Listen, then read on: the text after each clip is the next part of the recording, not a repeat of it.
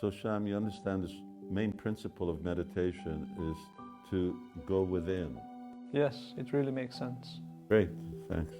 Actually, I did have a question. So I've been thinking a lot about karma lately. So I was wondering, can you tell me more about it? If you look in the mirror, why do you look the way that you do? Why do you have the facial features that you have? And why do you have the kind of body that you have? That's your karma. And as you probably noticed, we all look different. You look different than your friends, and you look different from the people on the street. And that's because karma varies from person to person.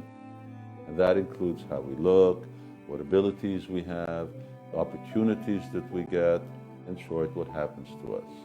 But you can say that karma is the subtle form of Newton's third law of action and reaction.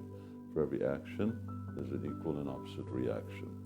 So our current life is a reaction to our past conduct, and our current activities will determine our future lives.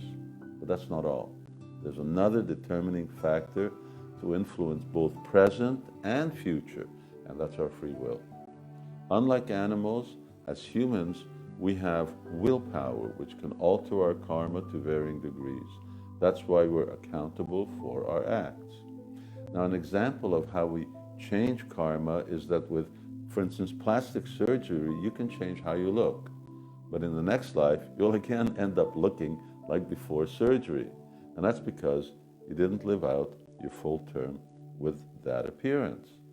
And then you can add to the mix that my conduct can also influence your life. If I'm your father, I can refuse to give you money for the plastic surgery. That means you continue looking as you do.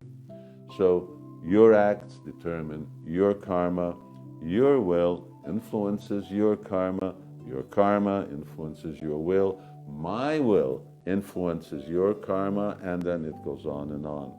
It's really quite complex. So you can ask, well, is there no way out?